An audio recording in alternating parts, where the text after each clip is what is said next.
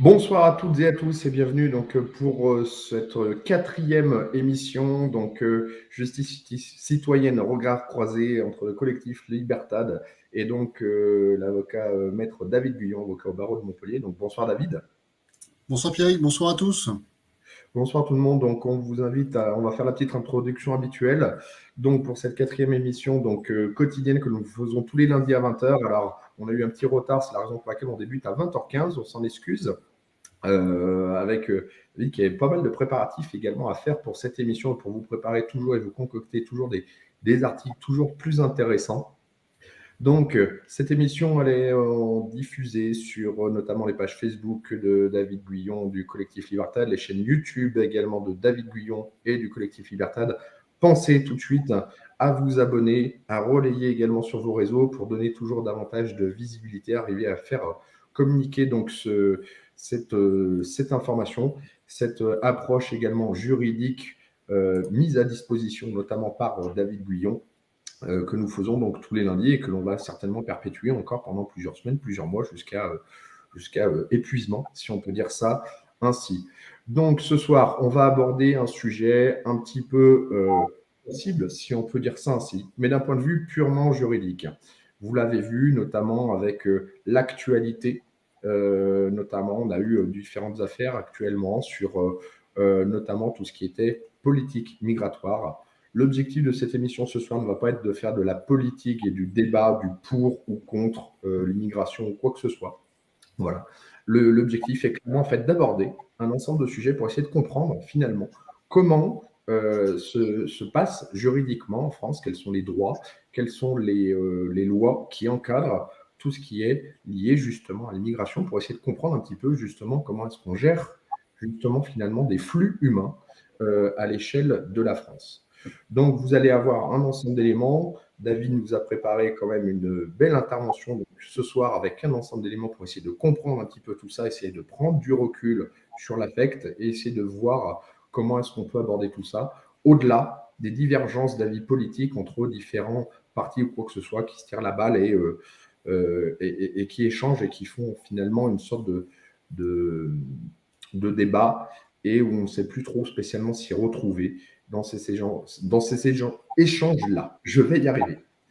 Donc, je pense avoir tout dit. Donc, vous avez vu donc, cette émission, c'est également la vôtre. Donc, on est preneur également de vos avis, de vos commentaires. Je vous rappelle encore une fois que nous voyons donc tous les commentaires qui arrivent des deux pages Facebook et deux chaînes YouTube. Je les vois donc en direct, ce qui nous permet de pouvoir potentiellement répondre à vos questions, d'afficher quelques commentaires en direct. Petit à petit, on est en train de structurer. Il nous reste à faire également, je fais une petite parenthèse sur le sujet, un teaser qui est en cours pour annoncer l'émission. Elle va avoir vraiment, on va dire, une sorte de charte graphique propre à cette émission-là. Voilà. Donc, merci à ceux qui viennent de nous saluer et qui viennent d'arriver donc, sur les chaînes YouTube et sur les pages Facebook. Donc, sans plus tarder, je t'en prie, David, je te laisse débuter. J'ai assez suffisamment parlé. Merci Pierrick, merci à tous encore une fois d'être présents tous les lundis à 20h. Cette émission Justice citoyenne, c'est votre émission, comme je vous l'ai dit. Mettez vos commentaires donc dans la petite barre de commentaires. N'hésitez pas, bien sûr, je vous invite moi à partager et à commenter vraiment cette émission parce qu'on va essayer de répondre en direct à toutes vos questions. Le sujet est vraiment large et vraiment vaste. C'était un peu plus de 4 heures de préparation pour vous concocter quelque chose d'assez synthétique. Alors, comme l'a très bien expliqué Pierrick, on ne va pas rentrer dans le débat politique, on va simplement essayer de regarder les règles de droit, c'est-à-dire comment fonctionne aujourd'hui le droit de l'immigration. Il n'y a pas véritablement de droit de l'immigration, on l'appelle pas comme ça, mais on va essayer de voir un petit peu comment fonctionnent les différentes règles juridiques en France. Et en fait, on va s'apercevoir qu'en réalité, tout cela est un petit peu de la poudre de perlimpinpin, c'est-à-dire que dès qu'il y a un fait divers tragique, plus ou moins tragique en tout cas, eh bien le politique s'en empare, alors qu'en réalité, il suffirait simplement d'appliquer le droit, chose qui n'est malheureusement pas toujours faite.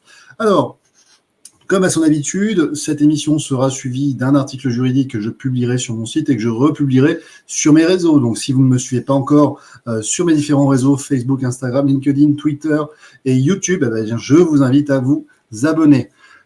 Alors, comme à mon habitude, on va commencer par une petite citation. Gouverner, c'est prévoir, et ne rien prévoir, c'est courir à sa perte. disait Émile de Girardin, qui est un homme politique du 19e siècle. Donc on voit bien que c'est quand même quelque chose qui est toujours d'actualité, fortement d'actualité, puisque gouverner aujourd'hui, on voit bien, c'est tout sauf prévoir, c'est répondre finalement à l'émotion, c'est faire de quelque chose qui est conjoncturel, eh bien une politique de bout de ficelle, c'est mettre finalement des pansements sur des jambes de bois. Alors, ces petites métaphores étant terminées, l'idée ici, c'est bien entendu de parler de choses sérieuses, c'est-à-dire que parler de politique migratoire, ce n'est pas un sujet qu'il faut prendre à la légère. Et on ne peut pas résumer ce sujet à savoir si on est pour ou contre une politique migratoire. La question est véritablement beaucoup plus nuancée. Elle est plutôt de savoir en réalité eh bien, quel type d'immigration, à quel moment, combien, etc., etc. Toutes ces questions qui nécessairement eh bien, doivent tout de suite faire sortir de votre tête l'idée que l'on va se prononcer pour ou contre une politique migratoire. Ce n'est pas le sujet est beaucoup plus complexe. Alors, il faut savoir une chose, c'est qu'avant 1945, la France, effectivement, n'est pas véritablement une terre migratoire. On va prendre des mesures ponctuelles pour gérer les flux migratoires, mais en réalité, on n'a pas une véritable politique dite migratoire. C'est surtout à partir de 1945 que l'on va avoir un certain nombre de lois qui vont être prises sur ce sujet. Et la loi la plus récente, c'est la loi du 10 septembre 2018. Ça veut dire quoi? Ça veut dire que c'est une loi qui a été prise sous la présidence d'Emmanuel Macron. Et déjà sous cette loi, eh bien, on a une politique migratoire qui a été encadrée. C'est la 28e loi depuis 1945 qui va encadrer la politique migratoire de la France. Alors, on va analyser un petit peu plus, bien entendu, dans le détail cette loi. On va voir qu'il y a des choses intéressantes qui sont déjà déployées et qu'en réalité, on se demande aujourd'hui avec l'actualité s'il y a véritablement un intérêt ou non à modifier une nouvelle fois la loi parce qu'il suffirait simplement de l'appliquer. On va bien entendu rebondir sur l'actualité avec la phrase qui a été dite par ce député RN, Grégoire de Fournas, à son confrère, co-député, le député LFI Carlos Martins Bilongo, lorsqu'il a dit qu'il rentre en Afrique, je me mets des guillemets, je reprends in extenso la phrase, est-ce qu'il parlait de l'immigration et des clandestins qui devaient retourner dans leur pays d'origine, ou est-ce qu'il parlait directement à son confrère? Là n'est pas le débat, mais encore une fois, on voit que c'est un sujet qui est chaud, c'est un sujet qui est vraiment difficile à appréhender, et on voit ici qu'il va falloir forcément débunker un petit peu les idées reçues. Alors, le droit migratoire, on va l'appeler comme ça, c'est pas le nom qui est retenu officiellement, on l'appelle plutôt le code de l'entrée et du séjour des étrangers et du droit d'asile, c'est le véritable nom, mais on va l'appeler droit migratoire. C'est un droit qui est à la fois influencé par le droit international, notamment le droit de l'Union européenne, mais également les accords bilatéraux, c'est-à-dire les accords entre la France et d'autres États. Et puis, bien entendu, notre droit français, qui va résulter, lui, de la politique décidée par le gouvernement du moment. Alors, on va voir rapidement, simplement, l'influence du droit européen sur la politique migratoire. On va voir qu'en fait, ce droit est assez résiduel dans le sens où les États ont quand même la main mise sur leur politique migratoire. C'est eux qui fixent les grandes règles et qui décident de finalement qui les accepte de recevoir sur leur territoire, dans quelles conditions, etc., etc. Donc, le droit européen est plutôt un droit qui est assez subsidiaire par rapport à l'essentiel des mesures qui sont prises pour gérer les flux migratoires. Alors, tout d'abord, on a un contrôle aux frontières. C'est vrai que parfois, on vous parle de l'espace Schengen et on ne comprend pas toujours de quoi il s'agit. L'espace Schengen, rappelons-le, eh bien, c'est un espace de libre circulation des personnes. C'est-à-dire que dans les États de l'Union européenne qui appartiennent à cet espace Schengen, tous n'y appartiennent pas, et certains, 5-6, ont un statut un peu dérogatoire, eh bien, une fois que vous traversez la frontière extérieure, eh bien, vous n'êtes plus soumis à un contrôle aux frontières entre les différents États. Alors ça, je parle bien entendu d'un contrôle aux frontières en temps normal, c'est-à-dire en dehors de la crise sanitaire, bien entendu. Ce principe implique donc un libre franchissement des frontières par tout individu qui est dans l'espace Schengen. Donc, sur le principe, cela n'exclut pas, vous l'aurez compris, un contrôle à l'extérieur des frontières de l'Union européenne. Ça n'exclut pas non plus un contrôle ponctuel, c'est ce qu'on appelle la douane volante. Il est possible d'avoir des contrôles aux frontières, bien entendu, au sein des États de l'Union européenne, mais le principe, c'est que lorsque vous franchissez une frontière, eh bien, vous n'avez pas un contrôle entre les membres de l'espace Schengen. Un État peut bien entendu rétablir un contrôle à ses frontières dans des conditions particulières et on sait que lorsqu'on a des flux migratoires importants qui arrivent, eh bien, certains de ces États enclenchent cette procédure dérogatoire. Voilà donc de quoi il s'agit lorsqu'on parle de l'espace, donc de cet espace Schengen Il y a donc un contrôle aux frontières extérieures et toutes les personnes qui sont étrangères à l'Union européenne, elles doivent en revanche, bien entendu, passer un contrôle aux frontières. C'est ce qu'on appelle également l'agence Frontex, qui est devenue l'agence européenne de garde-frontières, de garde-côtes, qui est une agence donc européenne qui a pour objectif d'appuyer les actions de contrôle à l'extérieur des frontières de l'Union européenne. Donc, contrairement aux idées reçues, il y a bien un contrôle des flux migratoires qui s'effectue en tout cas au niveau de l'Union européenne, quand bien même il existerait un espace Schengen. Donc l'espace Schengen, ce n'est pas la fin des frontières, c'est la fin des frontières nationales, mais pas de l'Union européenne. Alors ensuite, on va bien entendu parler très rapidement de la maîtrise des flux migratoires et notamment de savoir quels sont les États qui doivent traiter les demandes d'asile et de protection subsidiaire. Vous avez certainement dû déjà entendre parler des règlements européens dits Dublin et Dublin 2. Alors on va rapidement expliquer de quoi il s'agit. Le règlement Dublin 2, c'est effectivement un règlement qui est applicable depuis 2003 et le principe est très simple. Lorsque vous entrez dans un pays de l'Union européenne, eh bien vous allez solliciter une demande d'asile ou de protection subsidiaire lorsque vous n'avez pas un titre de séjour régulier. Et à ce moment-là, dans cette hypothèse-là, effectivement, vous allez avoir votre demande qui va être traitée. Le principe est le suivant. Le pays qui a pris vos empreintes ou qui vous a reçu en tout premier doit traiter de votre demande d'asile et de protection subsidiaire, et ce, conformément à son droit national. Ce qui fait qu'en réalité, c'est un peu le principe, c'est un peu le problème de ce règlement européen, c'est que ce sont toujours les mêmes pays qui vont traiter les demandes d'asile. Ce sont principalement l'Italie, la Grèce, l'Espagne ou encore Malte, parce que ce sont des pays, en fait, qui sont au sud de l'Europe et qui vont être amenés à traiter, en fait, de l'immigration venant de l'autre côté de la Méditerranée. Donc, ce qu'ils reprochent un petit peu à ce règlement Dublin, c'est qu'en réalité, ils sont très souvent, même très, très majoritairement, les États qui vont être amenés à traiter des demandes d'asile ou de protection subsidiaire. Ce qui fait que, vous l'aurez compris, quand bien même l'étranger va ensuite se trimballer sur un autre pays, va traverser d'autres pays, c'est toujours le pays d'origine qui va devoir traiter sa demande. Donc, si vous avez, par exemple, un migrant qui va arriver en Italie, qui va solliciter une demande d'asile ou de protection subsidiaire et qui va ensuite se diriger vers un autre État de l'Union européenne, l'État de l'Union européenne devra le renvoyer dans son pays dans lequel il est arrivé en premier pour voir sa demande traitée. Donc, ça peut effectivement être problématique pour les personnes qui vont migrer, en tout cas qui vont immigrer, puisque ces dernières vont parfois rencontrer des pays avec une politique migratoire plus restrictive que certains autres pays de l'Union européenne. Donc, on le voit, retenons en principe qu'il y a donc bien un contrôle aux frontières extérieures, qu'il y a une organisation au niveau interne du traitement des demandes d'asile et de protection subsidiaire, et que chaque État reste maître, bien entendu, de sa politique migratoire. Donc l'Union européenne, encore une fois, va tendre à fixer des règles communes, parce qu'il faut éviter les effets de vases communicants, il faut éviter, bien entendu, les appels d'air qui pourraient s'effectuer au sein de l'Union européenne, et donc par conséquent, il y a un intérêt à avoir une politique migratoire qui soit commune, ou du moins reposant sur des grands principes qui sont communs. C'est pour cette raison que très récemment, d'ailleurs, on a une évolution qui est souhaitée par la Commission européenne. Ça s'appelle le pacte, donc visant à renforcer ça s'appelle le pacte, je l'avais noté tout à l'heure, donc ça s'appelle le pacte sur la migration et l'asile. Donc c'est un pacte qui est promu depuis 2020, qui est en cours de négociation, qui doit être voté à l'unanimité par l'ensemble des États de l'Union européenne.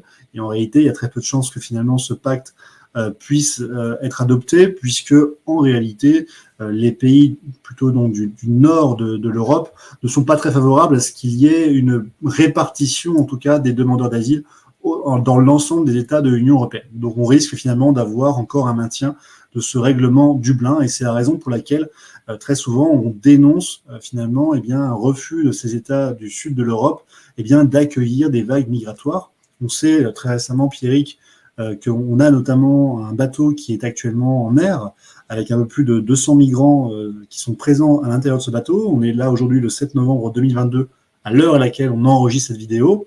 Et je crois que depuis cet après-midi, l'Italie a enfin accepté de recevoir ces migrants. Donc, on voit bien qu'il y a quand même une certaine réticence de la part de ces États à accueillir ce qu'on peut appeler toute la misère du monde. On va en parler un petit peu tout à l'heure. Mais on voit que c'est effectivement ce qu'ils peuvent reprocher, c'est d'être toujours les mêmes à être sollicités pour tenter de venir en aide, apporter une aide humanitaire à ces migrants. Alors, on va venir un petit peu plus maintenant qu'on a évoqué un petit peu le cadre juridique international, on va revenir un petit peu plus sur le droit français. Droit français qu'il faut bien entendu toujours lire à l'aune des accords bilatéraux. Si par exemple vous êtes un ressortissant algérien, vous avez quand même un droit qui est particulier parce qu'il existe une convention bilatérale qui est particulière entre l'Algérie et la France. Donc il faudra quand même lire ces règles de droit toujours à l'aune des accords bilatéraux. L'essentiel ici en France, c'est ce qu'on appelle le code de l'entrée et du séjour, voilà, le CESEDA. CESEDA, je mets pas, j'ai plus l'acronyme du CESEDA, c'est le code de l'entrée et du séjour. Je l'avais noté tout à l'heure, je le reprends juste. Ça va me permettre comme ça de vous le faire passer dans les liens. Donc c'est le code de l'entrée et du séjour des étrangers et du droit d'asile, le CESEDA. Donc il faut vraiment lire ce code, c'est vraiment la Bible, si vous voulez, en matière d'immigration. C'est elle qui fixe les grandes règles migratoires et vous allez comprendre en fait assez aisément pourquoi à chaque fois qu'il y a un fait divers, on se rend bien compte que tout cela est effectivement de la poudre aux yeux parce que en réalité le code de l'entrée et du séjour des étrangers et du droit d'asile nous donne déjà tout un arsenal juridique pour pouvoir lutter contre l'immigration illégale, parce que c'est ça dont il s'agit aujourd'hui. Alors, tout d'abord, revenons très rapidement sur le droit français. Le droit français, il est tout à fait normal qu'un État se dote d'une politique migratoire et souhaite et puisse décider de manière souveraine de qui il souhaite vouloir intégrer sur son territoire. Ça, c'est le principe fondamental. Vous êtes souverain, vous disposez de cette souveraineté et vous avez la possibilité de décider des règles qui vont s'appliquer à vous. Donc, c'est ce qui s'appelle, voilà, c'est quelque chose, l'autodétermination des peuples, ça vient de là, donc il n'y a pas de souci là-dessus et on ne passera pas pour de dangereux fachos si on dit qu'effectivement un État est libre de fixer les règles déterminant les flux migratoires au sein de son État. Voilà. La question est donc plus complexe que ça, elle n'est pas de répondre à pour ou contre la migration, elle est plutôt de savoir dans quelles conditions, effectivement, on accepte ou non l'immigration au sein de son territoire. Dès lors que l'immigration est régulière, il n'y a aucune difficulté, bien entendu, et on ne tombe pas dans la lutte contre l'immigration illégale. Donc là-dessus, il n'y a pas de débat. Un État est libre de fixer ses propres règles, et à compter ce moment-là, dès lors que les étrangers respectent ces règles, ils sont dans une migration qui est choisie, voulue et encadrée. Il convient donc toujours de se demander finalement deux impératifs contradictoires qui vont un petit peu s'opposer. Le premier impératif, c'est qu'on ne peut pas accueillir toute la misère du monde, je mets bien entendu des guillemets, et l'autre impératif qui veut dire on ne peut pas non plus laisser périr les réfugiés en mer dans des conditions inhumaines. Il y a un principe d'humanité qui fait qu'à un moment donné, on ne peut pas raisonnablement, la France ne peut pas raisonnablement laisser mourir des personnes aux portes de ses frontières. Ce n'est pas possible. Et donc, on voit bien qu'entre ces deux impératifs contradictoires, il y a un juste milieu à tenter de trouver. Et c'est finalement cela, c'est le juste milieu qu'on va essayer de regarder encore aujourd'hui. Le législateur, comme je l'ai expliqué, est déjà intervenu à 28 reprises en matière de loi migratoire. La dernière en date, c'est celle du 10 septembre 2018, comme je vous l'avais évoqué.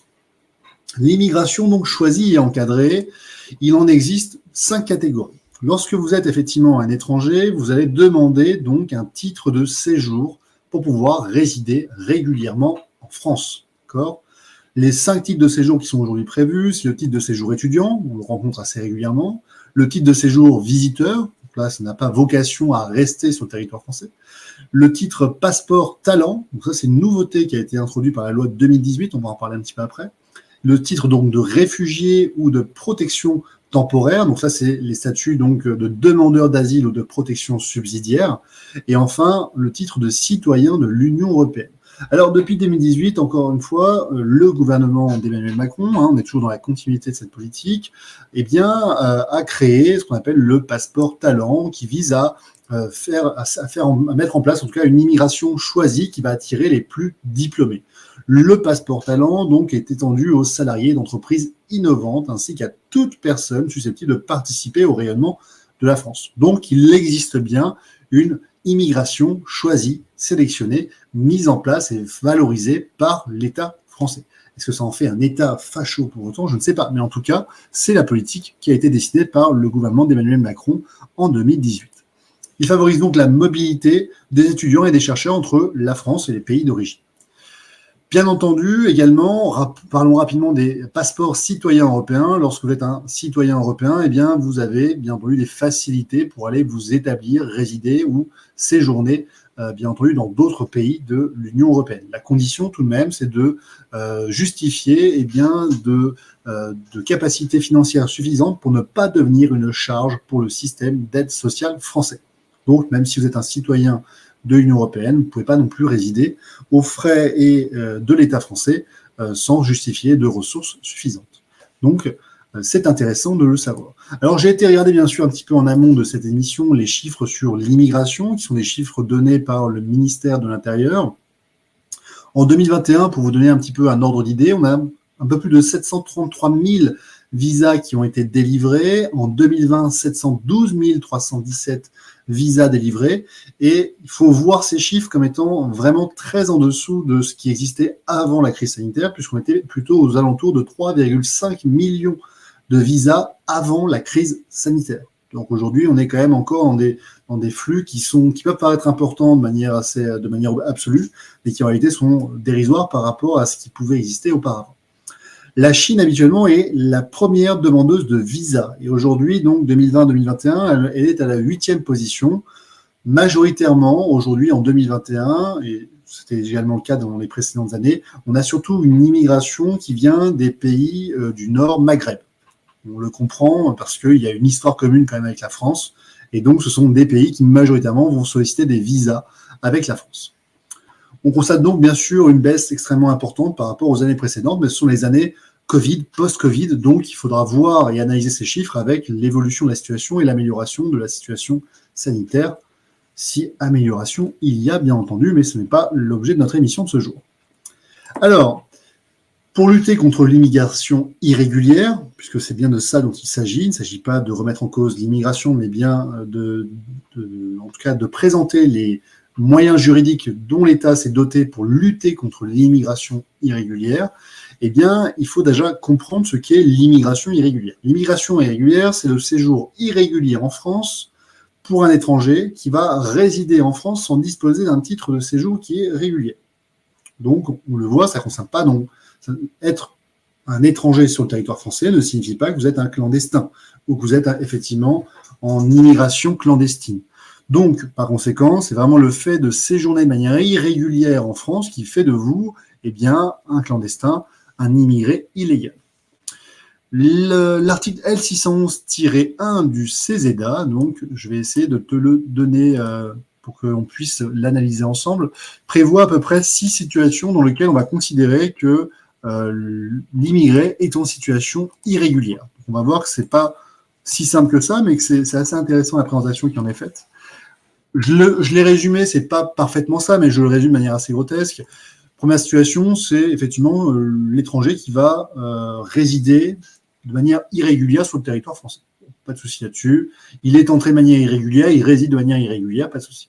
Deuxième situation, c'est effectivement l'étranger qui va, si vous voulez, se maintenir de manière irrégulière sur le territoire français. Tu n'as pas le lien, c'est ce que tu m'as dit, Pierre. Voilà. Tu m'avais donné juste le lien là directement de Légifrance. Je suppose qu'il faut que je retourne sur le lien précédent. Non, je vais te le donner, t'inquiète pas. Voilà. Je fais une petite parenthèse d'ailleurs pendant qu'on vous diffuse. Donc là, les liens, en fait, donc m'envoie David. Je vous les mets en commentaire.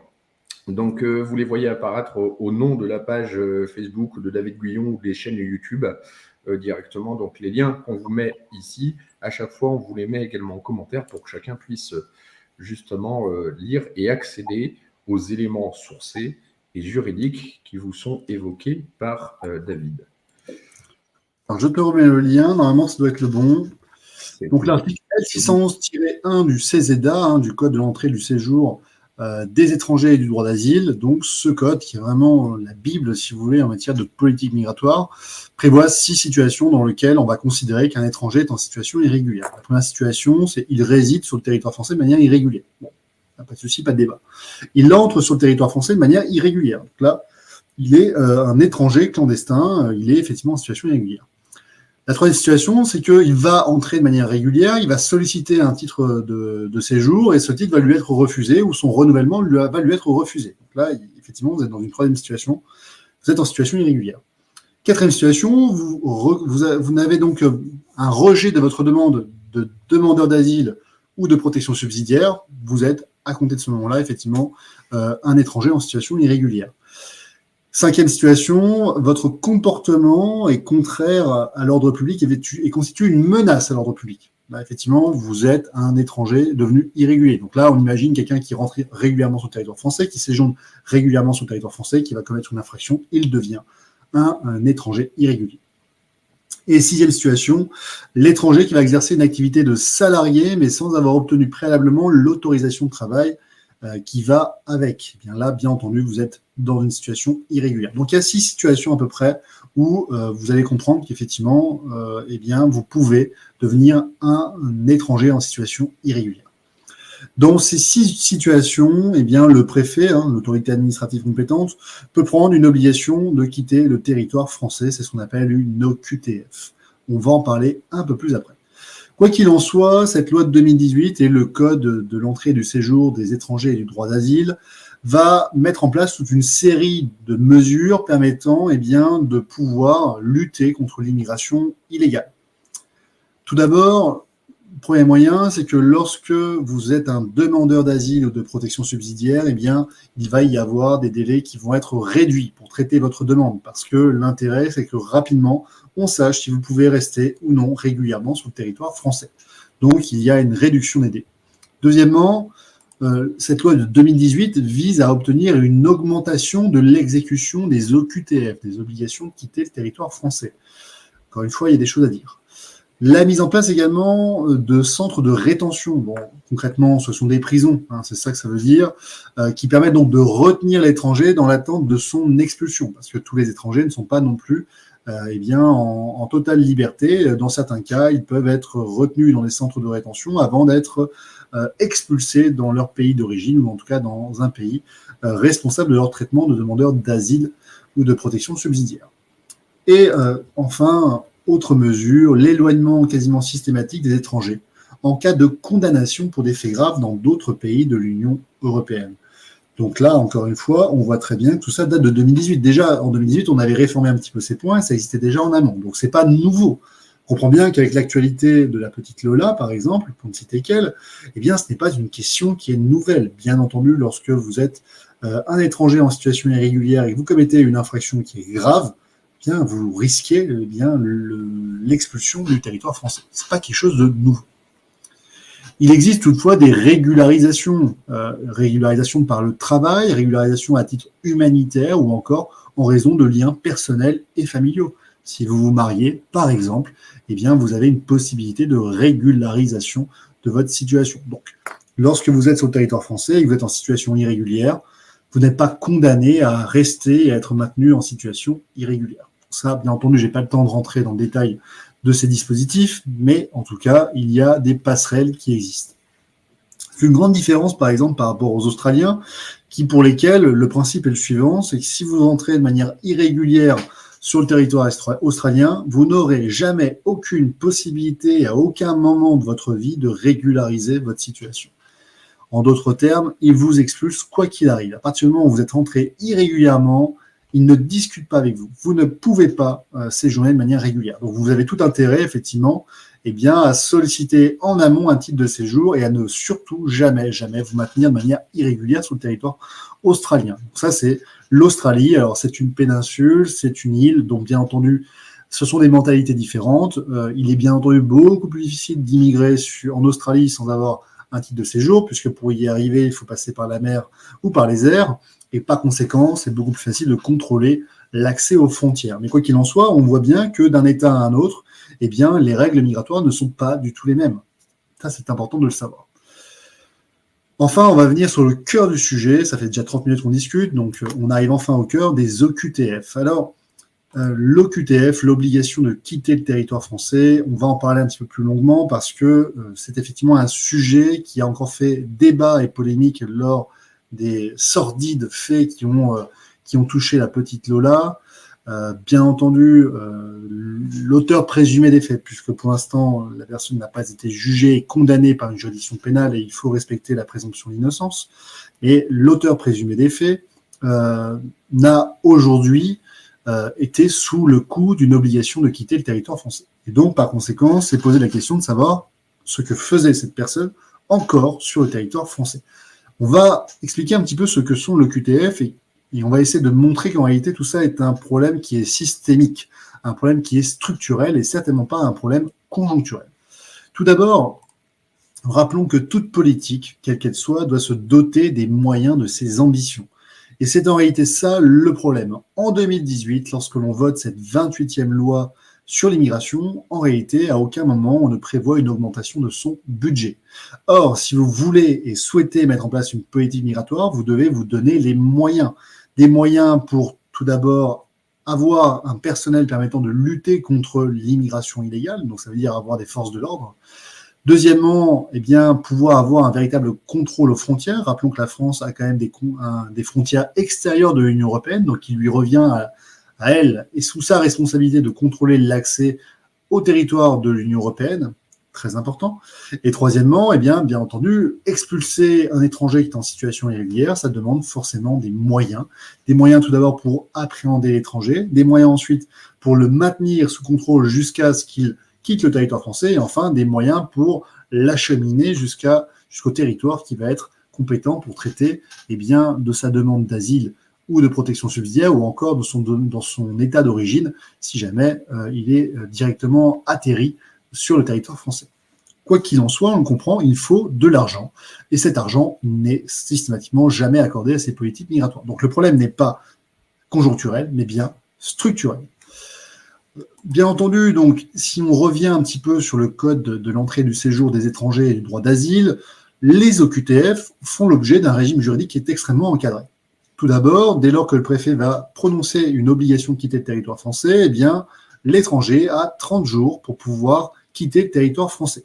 C'est ce qu'on appelle un délai de départ volontaire. Ce délai de départ volontaire lui permet de préparer ses affaires et de préparer tranquillement son retour dans son pays d'origine. C'est pas systématique que le préfet accorde ce délai, mais en général, on compte sur un retour spontané parce que, bien entendu, si vous maintenez de manière irrégulière, eh bien, dans ce cas-là, il y a des interdictions de pouvoir revenir sur le territoire français pendant plusieurs années. En général, c'est à peu près 2 ans. Donc, l'idée, c'est d'inciter les étrangers à retourner spontanément dans leur pays. Ça marche pas très, très bien. Ensuite, bien entendu, si vous faites l'objet d'une OQTF, eh bien, vous avez le droit de contester cette OQTF. Vous avez 30 jours pour saisir le tribunal administratif, lequel a 3 mois pour statuer, mais en réalité, ces délais ne sont jamais respectés, et c'est normal parce que, encore une fois, les tribunaux n'ont pas non plus les moyens de pouvoir traiter en temps et en heure une telle demande. Il faut rappeler que quasiment la moitié des tribunaux sont occupés par des demandes, des contestations relatives aux droits des étrangers.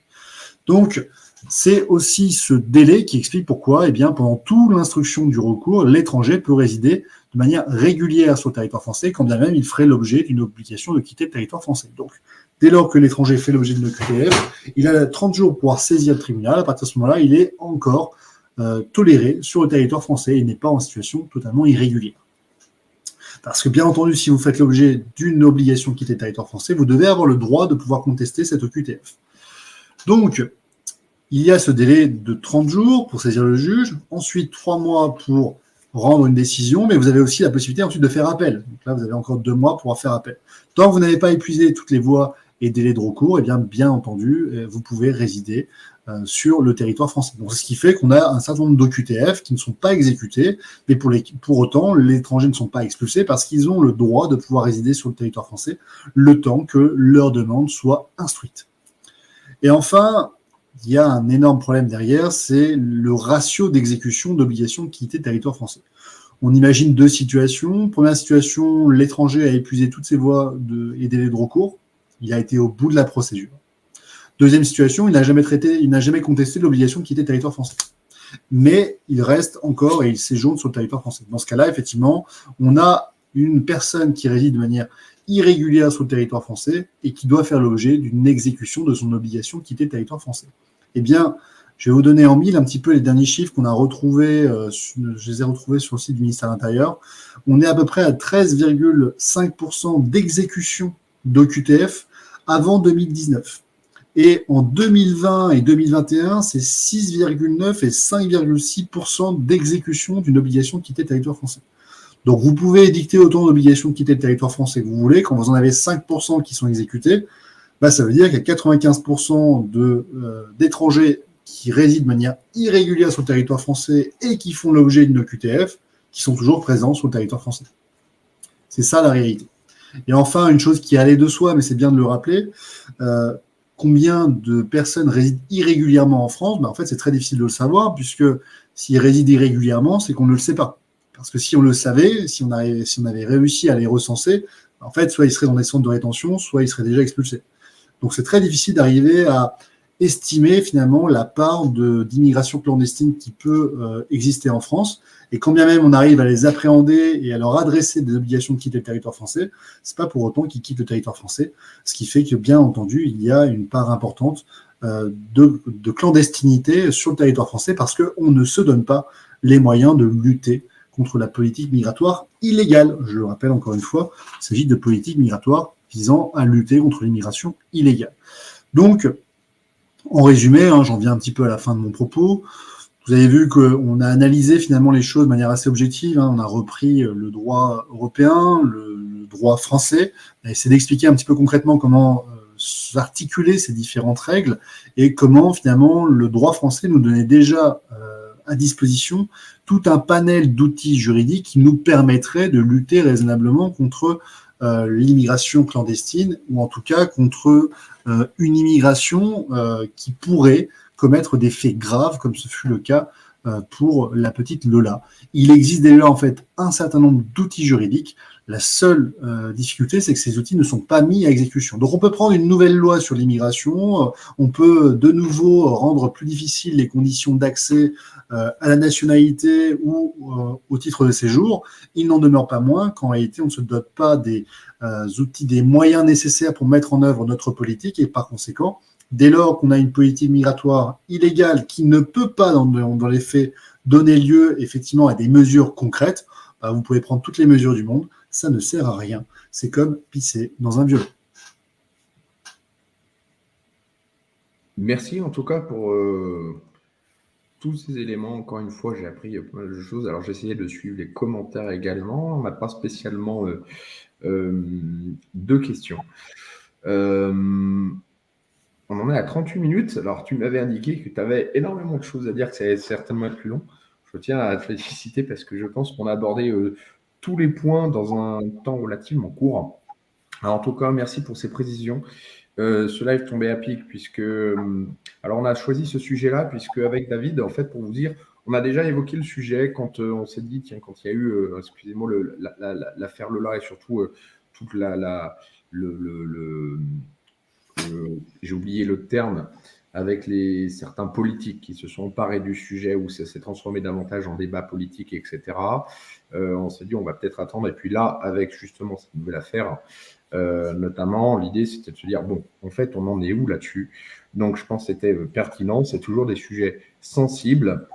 Je te remercie en tout cas d'avoir abordé les choses d'un point de vue juridique. Alors, d'une manière concrète, je vais te poser une question, du coup, là, par rapport à ces bateaux avec des migrants. Donc, l'Italie va, ce que nous a indiqué, va recevoir. Est-ce que notre loi politique, notre loi juridique, là, que l'on vient de voir notamment, nous permet-elle de manière légale, justement, de pouvoir accueillir un bateau comme ça qui se présenterait, notamment pour la France, on va dire, et sous un critère d'urgence, alors peut-être qu'il y a certains éléments juridiques que je n'ai pas spécialement bien compris.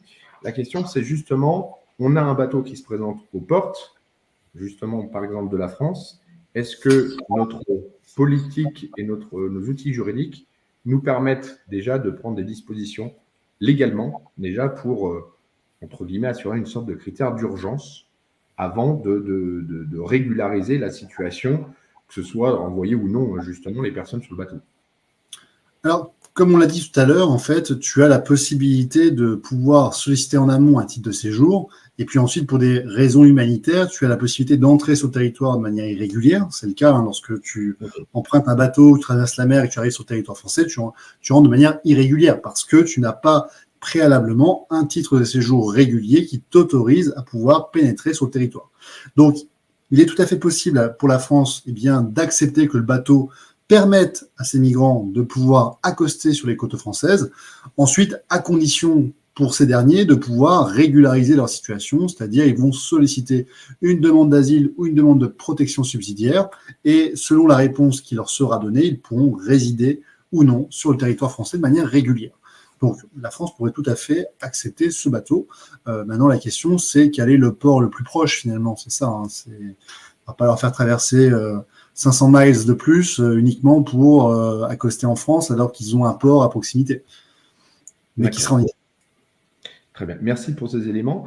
Deuxième chose, est-ce que dans le terme, là on fait un petit peu plus certainement de la politique internationale, ce qu'il y a toujours, donc on est bien d'accord, on parle d'être humain, et c'est surtout, moi ce que je déplore potentiellement, c'est que je vais donner un point de vue personnel, puisque on est là à échanger entre un point de vue juridique et un citoyen. Moi, d'un regard extérieur, ce que je constate, c'est avant toute chose, avant de récupérer ces bateaux, c'est déjà en fait pourquoi peut se poser la question, comment se fait-il que autant de personnes se retrouvent sur les bateaux? Il y a déjà eu des articles juridiques, médiatiques, qui ont déjà qui ont mis en exergue, en fait, en évidence, des réseaux de passeurs et qui se font également de l'argent là-dessus. Donc là, encore une fois, on touche à un sujet sensible. Attention, je ne suis pas en train, encore une fois, de parler de pour ou contre l'immigration.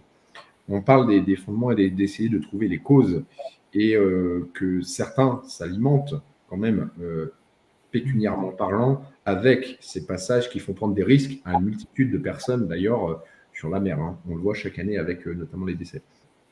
Est-ce que donc du coup, là si on regarde d'un point de vue juridique, est-ce que la France, à elle seule, ou est-ce que c'est à l'organisation par exemple soit de l'ONU, de l'Union européenne, elle aurait la possibilité de pouvoir éventuellement lutter et c'est surtout déjà s'attaquer à ces réseaux de passeurs pour faire déjà en sorte, encore une fois, ce n'est pas ni pour ni contre, mais déjà faire en sorte que ces bateaux, les premiers bateaux là qui partent des côtes étrangères, ne puissent pas partir et donc faire prendre des risques à justement l'ensemble de ces migrants.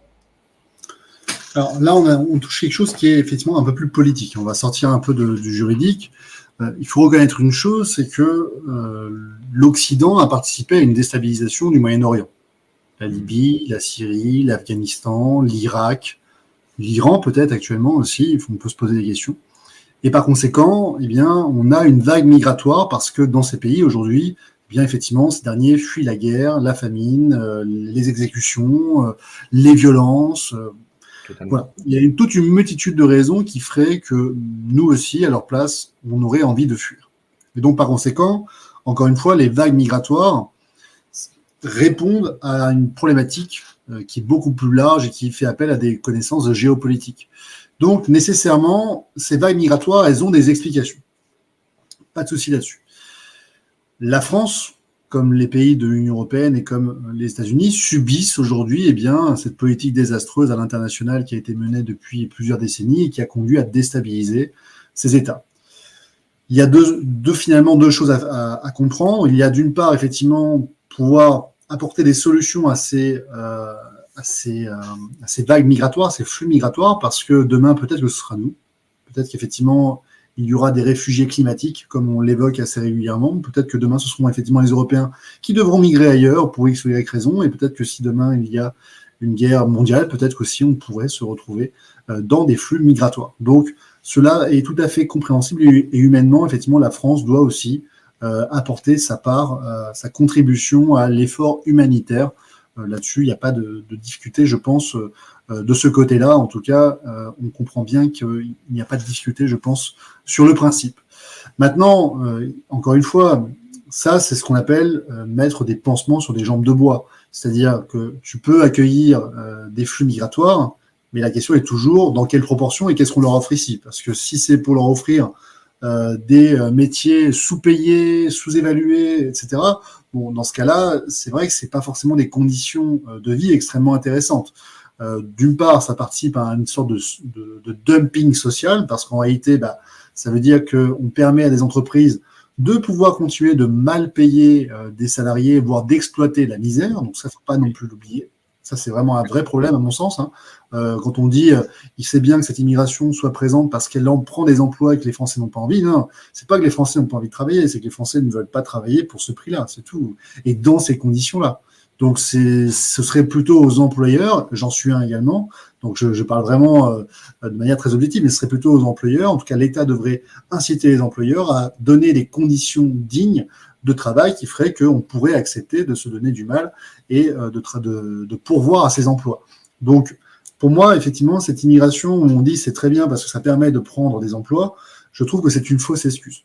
L'immigration, encore une fois, choisie, contrôlée, qui permet de pouvoir accueillir ces personnes dans de bonnes conditions, pas de soucis sur ce principe-là. Et d'ailleurs, c'est ce qu'on comprend un peu dans la loi de 2018, c'est un petit peu les vœux pieux du législateur, c'est de dire on choisit notre immigration et on la choisit parce que justement on veut qu'elle soit contrôlée et qu'elle permette une assimilation. Donc là-dessus, j'ai envie de vous dire, pas de problème. Franchement, on comprend. Donc maintenant, il y a ce problème de est-ce qu'on va profiter de cette vague migratoire parce que derrière, il y a un système capitalistique qui se met en place. Ça, attention, c'est quand même problématique. Deuxième chose, quelles sont les conditions que l'on donne à ces personnes si on les accueille en trop grand nombre? Parce que on l'a vu pendant la guerre d'Algérie, on a accueilli les harkis dans des camps un petit peu de fortune pendant plusieurs décennies. L'État a reconnu sa responsabilité en 2018, il n'y a pas si longtemps que ça, pour dire qu'effectivement, ils avaient été accueillis dans des conditions inhumaines et dégradantes. Donc, si c'est pour accueillir des vagues migratoires, des flux migratoires dans ces conditions-là, là, encore une fois, la France n'est pas à la hauteur de ce qu'on peut attendre d'elle en matière de vagues migratoires.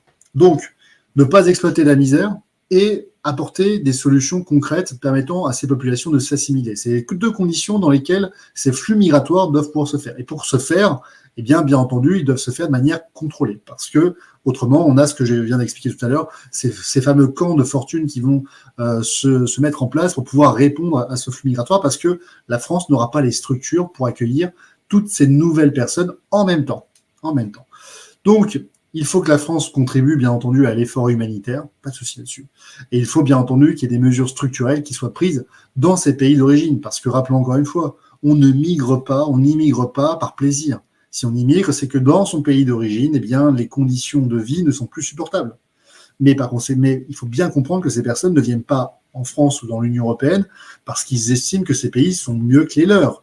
Ils y vont parce que dans l'état actuel de leur pays, dans lequel, rappelons-le, l'Union européenne et les États-Unis ont quand même leur part de responsabilité, eh bien les conditions de vie actuelles ne sont plus supportables. Donc, si tu acceptes une politique migratoire, tu dois accepter aussi l'idée qu'à un moment donné, il faut apporter aussi des solutions dans ces pays. Sinon, autrement, tu vas avoir flux migratoire sur flux migratoire. Et encore une fois, si tu as une immigration qui est incontrôlée, tu ne peux pas les accueillir dans de bonnes conditions.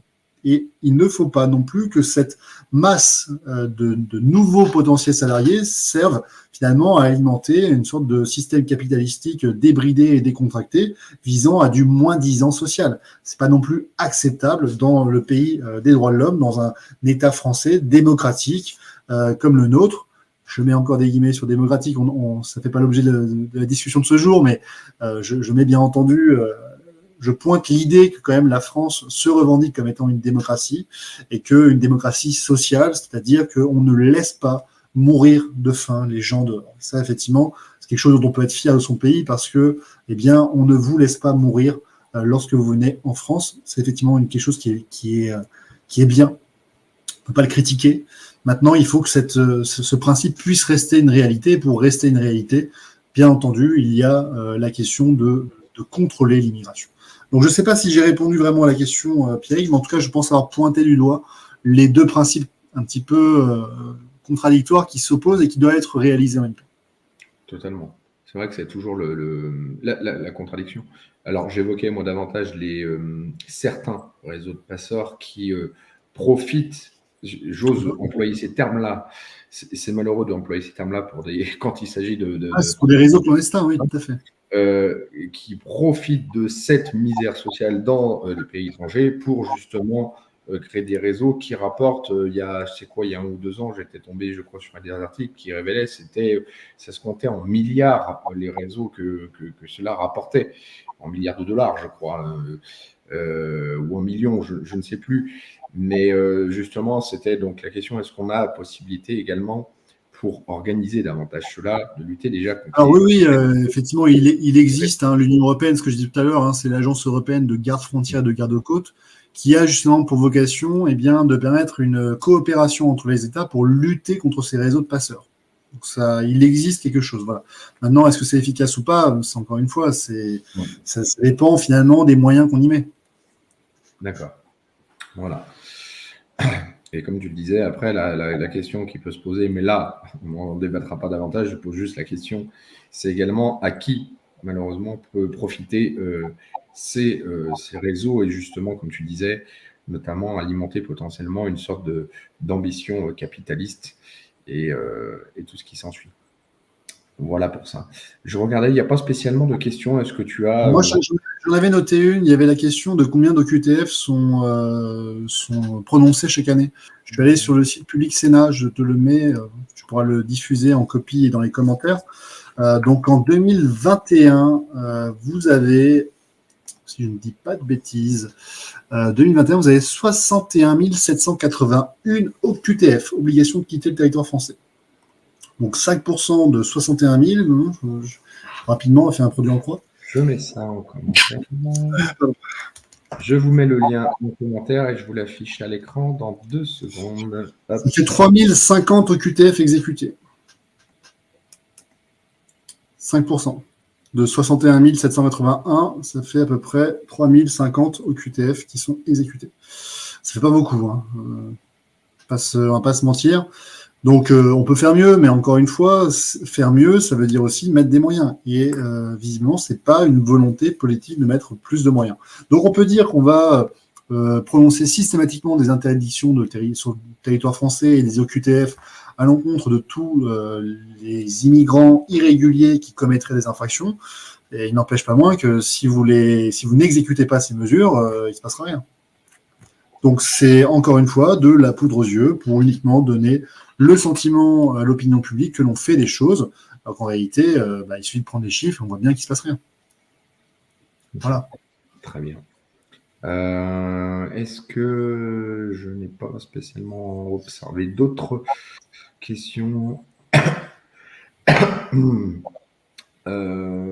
spécialement d'autres questions. Est-ce que vous avez donc sur les pages Facebook et sur les chaînes YouTube, si vous avez des questions, c'est maintenant. Posez-les directement et on les voit apparaître. Alors, moi, j'ai une autre anecdote, Pierrick. Tu sais que j'ai travaillé dans un tribunal administratif avant de devenir avocat. J'avais discuté à l'époque avec un magistrat qui était amené à traiter des contentieux des OQTF. Et il disait que le grand problème, très souvent, c'est que les magistrats, lorsqu'ils sont amenés à devoir se prononcer sur la régularité ou non d'une OQTF, étaient toujours pris entre deux feux, c'est-à-dire qu'ils avaient le sentiment que le pouvoir politique se déchargeait sur les magistrats pour faire finalement de la politique migratoire. Je m'explique. Parce que les lois sont finalement assez mal faites, on se retrouve avec des magistrats qui sont amenés à finalement traiter un contentieux de masse dans lequel les personnes en situation irrégulière ne sont pas expulsées du territoire français, mais ne sont pas pour autant régularisées. Et il me disait une chose qui était assez intéressante, et c'est pour ça que tout à l'heure je parlais un petit peu de l'Australie, c'était de dire, en réalité, c'est assez difficile de pouvoir être dans la juste mesure en matière migratoire. Et parfois, peut-être qu'il vaudrait mieux avoir des principes assez stricts et assez rigides pour justement avoir une politique migratoire qui soit véritablement contrôlée et choisie. C'est-à-dire, soit on considère qu'à partir du moment où vous entrez en situation irrégulière sur le territoire français, vous vous maintenez en situation régulière, il n'y a jamais la possibilité de régulariser et de finalement rester et se maintenir sur le territoire français, ce qui pourrait décourager des immigrés clandestins à se maintenir sur le territoire français. Soit au contraire de considérer qu'à partir du moment où vous êtes sur le territoire français et que vous avez une vie plus ou moins sociale qui se réalise ici, eh bien, à compter de ce moment-là, vous restez et vous êtes en situation régularisée. Ce qui éviterait finalement à ces magistrats de devoir prendre la lourde responsabilité à chaque fois de traiter un contentieux de masse dans lequel il y a très peu d'annulation de QTF, c'est-à-dire que très souvent on conteste, mais c'est uniquement pour gagner du temps, et dans lequel en réalité même les avocats qui contestent ces mesures, en fait, c'est des business, dans le sens où ce sont toujours les mêmes requêtes. Il suffit de changer un petit peu les noms et les prénoms, un petit peu des arguments juridiques en fonction des situations, mais c'est finalement des contentieux dans lesquels les avocats vont prendre des requêtes un peu identiques sans forcément chercher à véritablement et sincèrement contester la mesure, parce qu'il existe véritablement une raison objective de considérer que le clandestin peut obtenir gain de cause. Donc c'est finalement un petit peu cette hypocrisie, c'est de dire on contrôle finalement les conditions de séjour des immigrés sur le territoire français, mais en même temps on se donne pas vraiment les moyens de régulariser la situation, ce qui fait que tu as des immigrés qui vont parfois rester 10 ans, 15 ans, 20 ans sur le territoire français avant d'être régularisés. Ce qui veut dire que comment ça se passe pour ces derniers pour avoir accès aux prestations sociales, comment ça se passe pour avoir un emploi, comment ça se passe pour avoir un logement, etc., etc. À chaque fois, c'est un parcours du combattant. Et donc, on ne permet jamais à ces personnes de véritablement s'intégrer et en même temps, on ne les met pas dehors. Donc, il faisait justement cette remarque de dire, est-ce qu'on ne ferait pas mieux finalement de choisir un parti pris, un peu comme l'Australie, de dire, soit à partir du moment où vous entrez de manière irrégulière ou séjournez de manière irrégulière, il n'y aura jamais de possibilité pour vous de régulariser, donc ne perdez pas votre temps et ça ne sert à rien de rester. Soit au contraire de dire, à partir d'un moment où vous êtes sur le territoire français, même de manière irrégulière pendant une certaine durée, vous êtes automatiquement régularisé. Et dans ce cas-là, ça évite de faire des contentieux en série et en pagaille, de monopoliser les juridictions, parce qu'en réalité, il n'y a pas un choix politique courageux qui est fait, dans un sens ou dans l'autre. D'accord. Merci pour ces éclaircissements en tout cas. On s'était dit pour objectif déjà pour les émissions d'essayer de faire en principe moins d'une heure. On en est à 56 minutes. Je ne vois pas spécialement d'autres questions. Je pense qu'on peut clôturer là-dessus, David. Ça me paraît très bien. Est-ce qu'on peut poser peut-être la question à nos auditeurs pour savoir quel serait le prochain sujet qu'ils souhaiteraient qu'on évoque?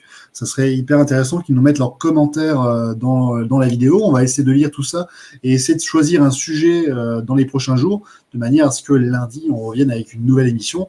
Bon, quoi qu'il en soit, on a des sujets sous le coude, mais ça peut être intéressant si nos auditeurs nous disent un petit peu de quoi ils souhaiteraient qu'on leur parle. Oui, exactement. Donc, n'hésitez pas là à nous faire vos commentaires, que ce soit sur les pages Facebook ou sur les 2 chaînes YouTube, là, tout de suite, avec éventuellement le prochain sujet. Donc, on en est déjà à la 4e émission. Je me remets juste pour vous les redire dans l'ordre les sujets que l'on a eu traités. Alors, on en est à la 4e émission de justice citoyenne. Mais en fait, donc, pour ceux qui nous rejoignent, en fait, ça a trouvé son essence comment, ces émissions? C'est que là, avec l'actualité, il y a quelques semaines de cela, avec David, on s'est retrouvé à faire plusieurs émissions, on va dire, à la suite pour évoquer notamment le pass énergétique, pour évoquer également d'autres sujets. Et on s'est dit, du coup, comme on est en train de traiter de manière régulière finalement l'actualité, faisons de ces petites émissions une habitude, en fait, si on peut dire ça ainsi, un rendez-vous hebdomadaire. Un rendez-vous, voilà, hebdomadaire. Donc, nous avons donc notamment on avait parlé d'une mesure d'isolement et de contention. On a parlé également donc de l'établissement des restrictions sanitaires lors de la précédente émission. Et la première, est-ce que moi je ne retrouve même plus le titre de la première? Est-ce que tu t'en rappelles, David? Je crois que c'était l'émission sur la CEDH. Voilà, c'était une émission sur la CEDH. La CEDH, c'était ce qu'on avait fait, mais encore sous l'entité Collectif Libertad, David Guyon, et pas sous Justice. Je crois qu'il y avait la réforme de l'assurance chômage. Ouais, voilà, ça c'est la première que l'on a fait. Alors, petite question. Alors, peut-être qu'il peut préciser de la formation en droit des droïdes. Est-ce qu'il y a, c'était une question ironique ou est-ce qu'il y a vraiment, on va dire, une demande, on va dire, un petit peu particulière sur le sujet pour la personne qui vient de poster ça? Alors, il y a Françoise Pérez qui pose une question intéressante. Quelles sont les règles du droit du travail qui s'appliqueraient dans le droit de la fonction publique? Ça serait effectivement intéressant de faire un petit sujet sur la fonction publique et de voir quelles sont les interférences avec le droit du travail. Ouais, ça pourrait être un sujet intéressant. Merci Françoise. Ok. Et bien voilà, je crois qu'on a pratiquement. En tout cas, vraiment, merci à tous d'être présents de manière hebdomadaire. Vous savez que on vous invite à vous abonner, à partager l'émission. Vous êtes de plus en plus nombreux chaque semaine. C'est vrai que quand je regarde un petit peu les chiffres de nos émissions, eh bien, je vois que ça prend quand même un petit peu à chaque fois. Donc vraiment, merci à vous. Ça nous donne de la visibilité. Voilà, sachez-le. Aujourd'hui, l'important, c'est de créer du lien et de permettre l'accès à la justice. Moi, en tant qu'avocat, ce que je constate très souvent, c'est que les gens ignorent leurs droits. Premièrement.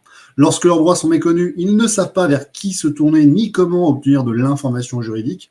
Et donc, l'objectif de cette chaîne YouTube et de ces émissions quotidiennes, c'est de vous montrer qu'en fait, vous pouvez prendre contact avec des avocats pour faire valoir vos droits, que vous avez des droits et que vous avez le devoir en tant que citoyen bien, de vous informer. Vous avez noté notamment que toutes les semaines, quasiment, j'invite un confrère à venir parler d'un sujet d'actualité sur ma chaîne YouTube. Je vais continuer d'inviter d'autres confrères parce que, encore une fois, ce n'est pas parce que un grand nombre de confrères ne sont pas médiatisés, qu'ils ne sont pas compétents dans leur domaine et qu'ils ne peuvent pas apporter des réponses à tous ceux qui s'interrogent pour des questions liées à la crise sanitaire ou pour d'autres questions. Je le rappelle, mon cabinet existait déjà avant la crise sanitaire. Nous, on était surtout sur l'urbanisme et de la fonction publique. Et bien entendu, on a déjà une clientèle régulière et constante sur ces sujets-là. La crise sanitaire n'est pas l'unique activité du cabinet, je le rappelle, et on espère d'ailleurs que cette question de crise sanitaire prendra rapidement fin, même si aujourd'hui ce sont des actions en responsabilité pour lesquelles on est régulièrement saisi, parce que, bien entendu, il y a des personnes qui ont subi des préjudices et il n'est pas normal que ces derniers en assument les conséquences financières. Donc aujourd'hui, ce sont des actions en responsabilité, mais sachez qu'un grand nombre d'avocats interviennent dans d'autres domaines et seront ravis, tout comme moi, de vous permettre de défendre vos libertés fondamentales. Donc c'est vraiment important, tous les commentaires, les likes, les partages que vous faites, parce que vous donnez de la visibilité à l'information juridique, de la visibilité aux avocats et aux citoyens, et que tous les jours, j'ai des personnes qui m'appellent et qui prennent contact grâce finalement à vos partages et à vos commentaires et à votre soutien. Donc vraiment, merci à vous. Sans vous, cette émission n'existerait pas. Merci tout le monde. Merci à toi, David, encore pour nous rendre le droit, comme je dis souvent, accessible et compréhensible pour nous les citoyens. Il y a vraiment pas mal de choses à dire à chaque fois et ça permet de comprendre vraiment, on va dire, un petit peu un ensemble de textes, un ensemble de choses et dans ce monde un petit peu complexe et l'ensemble de ces situations. Donc, comme l'a dit David, pensez à vous abonner aux pages Facebook, notamment du collectif et de David Guyon, aux chaînes YouTube et également du collectif David Guyon. On rediffuse également, nous, toujours, je vois qu'il y en a quelques-uns qui regardent, nous, sur notre chaîne Crown Bonnecore, notre compte Crown Bonnecore. On diffuse essentiellement aussi, régulièrement nos émissions sur cette chaîne-là, ce qui nous permet d'avoir, entre guillemets, les vidéos sauvegardées au cas où, puisque vous savez que c'est une plateforme qui ne fait pas de censure. Donc, ça nous permet d'avoir une plateforme un petit peu de secours au cas où, si on avait une perte de vidéos. Mais en tout cas, merci énormément pour votre présence. On réfléchit donc au prochain sujet, même si vous regardez la vidéo ultérieurement, là, si vous n'hésitez pas à mettre vos commentaires, on essaie de suivre pour vous proposer donc la prochaine émission lundi prochain à 20h sur les pages Facebook et les chaînes YouTube. Bonne soirée tout le monde, merci David et à très bientôt. À bientôt.